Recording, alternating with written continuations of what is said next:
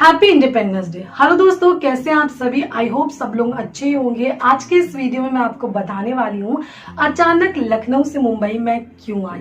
जो भी कारण है मेरे मुंबई आने का इस वीडियो में मैं आपको बताने वाली हूँ, तो आप इस वीडियो को ध्यान से पूरा देखिएगा।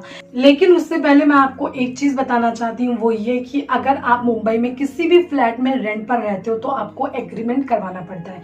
एक एग्रीमेंट होता है जो कि 11 महीने का होता है, एक होता है जो कि 3 साल का होता है। पिछले 3 साल से मैं एक ही घर में रह रही थी, लेकिन जो मेरा एग्रीमेंट था वो 11 महीने वाला था। यानी कि हर 11 महीने के बाद या तो मुझे एग्रीमेंट को बढ़वाना है या फिर उस घर को छोड़ करके जाना है, दूसरे घर में रहना है। तो मैं हमेशा से अपने एग्रीमेंट को बढ़वा लेती थी और एक ही घर में पिछले 3 साल से मैं रह रही हूँ। जैसे कि आपको मैंने बताया कि पिछले 1.5 साल से मैं लखनऊ में हूँ, क्योंकि एक वेडिंग के लिए गई थी, वहां फंस गई और फिर लॉकडाउन लग गया, आना इम्पॉसिबल हो गया। घर के कुछ मसले थे जिसकी वजह से मैं नहीं आ पाई।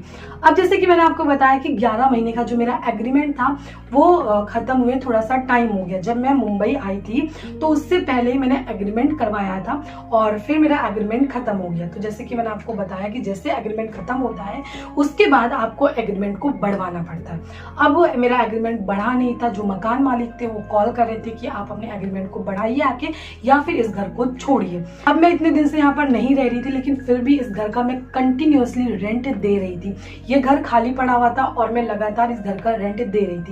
अगर आप न्यूज देखते हो तो आपको पता ही होगा कि अगर ऑक्सीजन की कमी हुई तो फिर से एक बार लॉकडाउन लगेगा। पिछले 1.5 साल से मैं लखनऊ में थी और यहाँ का रेंट मैं कंटिन्यूअसली देख रही थी और यहाँ पर अभी रहने का भी कोई फायदा नहीं, क्योंकि आप कहीं जा नहीं सकते। जिस तरीके से आपकी लाइफ थी वैसे आप अपनी लाइफ को जी नहीं सकते, तो यहाँ पर रहने का भी मेरा कोई फायदा नहीं। और जो मेरे घर का मसला था वो अभी तक सॉर्ट आउट नहीं हुआ है, तो ये भी एक बहुत बड़ा कारण है जिसकी वजह से अब मैं परमानेंट यहाँ पर रह नहीं सकती हूँ। तो हुआ ये कि या तो मुझे इस एग्रीमेंट को बढ़वाना था या तो इस रूम को खाली करना था। मैंने सोचा कि चलिए ठीक है कि फालतू में मेरा इतना किराया जा रहा है और जहाँ पर मैं रह नहीं रही हूँ तो कोई यूज नहीं है इतना पैसा वेस्ट करके। तो मैंने सोचा कि चलिए इस रूम को खाली कर देंगे और लखनऊ जाएंगे। जब सारी चीजें नॉर्मल हो जाएंगी, एक बार घर का मसला भी हल हो जाएगा, फिर से मैं मुंबई वापस आऊंगी। ऑलमोस्ट मुझे लखनऊ में रहते हुए 1.5 साल होने वाले हैं। फिर मैं मुंबई आई, घर का जो हालात था एकदम गंदा हो गया था। फिर मैंने सफाई वफाई की और मुझे रूम को खाली करना था और शिफ्ट होना है मुझे दोबारा से मुझे लखनऊ जाना है। तो यहाँ पर बहुत सारा मेरा सामान है। जब मैं शुरुआत में मुंबई में आई थी तो मेरे पास सिर्फ मैं एक बैग लेकर आई थी, मेरे पास कुछ भी नहीं था। धीरे धीरे मेहनत की, बहुत काम किया, धीरे धीरे मैंने चीजें बनाई। लेकिन अब एक ऐसा वक्त आ गया है मेरे पास कि मुझे अपने घर वापस जाना है और जो भी मेरी चीज़ें हैं उनको बेचना है, लोगों को देना है। अब मेरा इन सारी चीज़ों के साथ चीज़ें तो दोबारा खरीद सकते हैं, लेकिन जैसे जैसे मैंने खरीदा है, इतनी मेहनत की है, उसके साथ मेरा एक इमोशन जुड़ा है। तो जैसे जैसे मैं चीज़ें दे रही हूँ, लोगों को बेच रही हूँ, तो मेरा दिल बहुत ज़्यादा दुख रहा है। इसीलिए मैं कह रही हूँ कि अगर कोई मुंबई में रेंट पर रहता है तो वो मेरी चीज़ को रिलेट कर सकता है, क्योंकि बहुत प्रॉब्लम होती है अगर आपके पास सामान है और आपको छोड़ करके जाना होता है। मैंने एक बहुत बड़ी गलती ये करी कि अगर जब तक कि मेरा खुद का घर नहीं हो जाता मुझे बहुत सारी चीज़ें खरीदनी नहीं चाहिए थी। लेकिन मुझे ये नहीं पता था कि मुझे एक दिन लखनऊ जाना पड़ेगा ये सारी चीज़ें बेच करके। तो अभी क्या हो रहा है कि मुझे जो जो चीज़ें ज़रूरत में लगता है कि मुझे ले जाना चाहिए, वो सारी चीज़ें मैं लखनऊ ले जाऊंगी। बाकी यहाँ पर चीज़ें मैं बेच रही हूँ। जिस घर में मैं रहती हूँ फुल फर्निश्ड है। कुछ चीज़ें मेरी थी, कुछ चीज़ें फर्निश्ड थी। अगर आप एक और चीज़ बताना चाहती हूँ कि अगर आप मुंबई में रेंट पर रहते हैं तो आपको अपना ज़्यादा सामान नहीं खरीदना चाहिए, क्योंकि आपको बार बार घर को शिफ्ट करना पड़ता है, तो सामान वैसे ही खराब हो जाता है।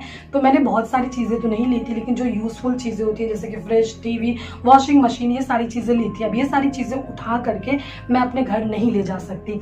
अभी बहुत टाइम भी नहीं हुआ है मुझे ये सारा सामान लिए हुए, लेकिन अब मुझे यहाँ से मुंबई से लखनऊ जाना है, तो ये सारी चीज़ें मैं लेके नहीं जा सकती। अब ये सारी चीज़ें मैं बेच रही हूँ।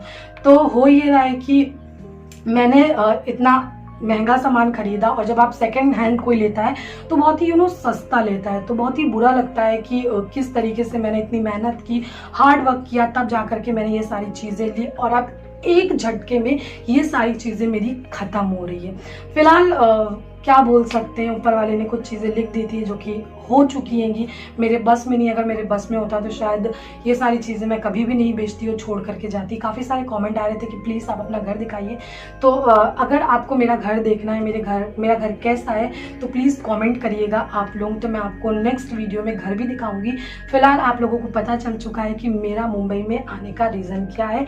मैं इस घर को खाली कर रही हूँ। पहला सबसे बड़ा कारण ये कि इस घर को खाली करके मैं लखनऊ जा रही हूँ, क्योंकि यहाँ पर अभी कुछ भी नॉर्मल नहीं हुआ है और मेरे घर की जो सिचुएशन है वो भी अभी तक की नॉर्मल नहीं हुई है। तो आप सोचिए कि मेरा यहाँ पर रहने का कोई फायदा नहीं है, क्योंकि फोकट में मेरा रेंट ही जाएगा, पैसा जाएगा। तो कोई ज़रूरी नहीं है कि मैं अपना फालतू में पैसा वेस्ट